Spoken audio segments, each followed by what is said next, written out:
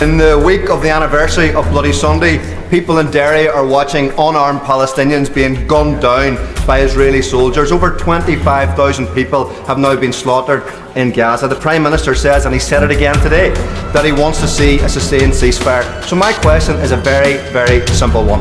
The next time there's a vote at the UN for a ceasefire, will his representative vote for it? Well, Mr. Speaker, of course we'll engage with all UN resolutions on their merits, and I've been clear, no one wants to see this conflict go on for a moment longer than is necessary.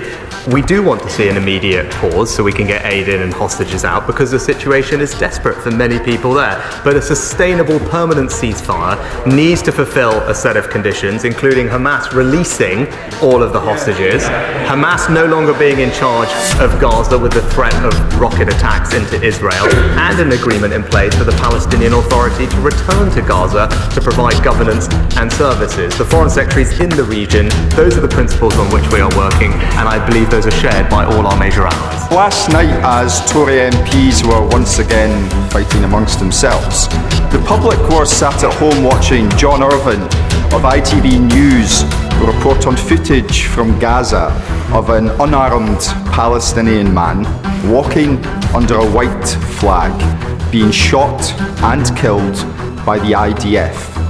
Prime Minister, such an act constitutes a war crime, does it not? Mr. Speaker, we've been absolutely consistent that international humanitarian law should be respected and civilians should be protected. I've made that point expressly to Prime Minister Netanyahu, and the Foreign Secretary is in the region this week making exactly the same point. Mr. Speaker, I don't think it's unreasonable to expect the Prime Minister of the United Kingdom to rise to that dispatch box and tell the people of these Isles and elsewhere that shooting an unarmed man walking under a white flag is a war crime. Now, in recent weeks, this House has acted with urgency and intent following an ITV drama. The question is, will this House now show the same urgency and intent following this ITV news report, and finally back a ceasefire in Gaza? Mr. Speaker, no one wants to see this conflict go on for a moment longer than necessary, and we do want to see an immediate and sustained humanitarian pause to get more aid in and, crucially, the hostages out, helping create the conditions for a sustainable ceasefire. I set out the conditions for that earlier in the House. The Foreign Secretary is in the region today, and will continue to press all our allies and partners to make sure that we can bring about that outcome. Recently released documents reveal that the Foreign Office had serious concerns about Israel's compliance with international humanitarian law and its ongoing assault on Gaza. This assessment was hidden from Parliament, whilst the Prime Minister boldly stated his confidence in Israel's respect for international law.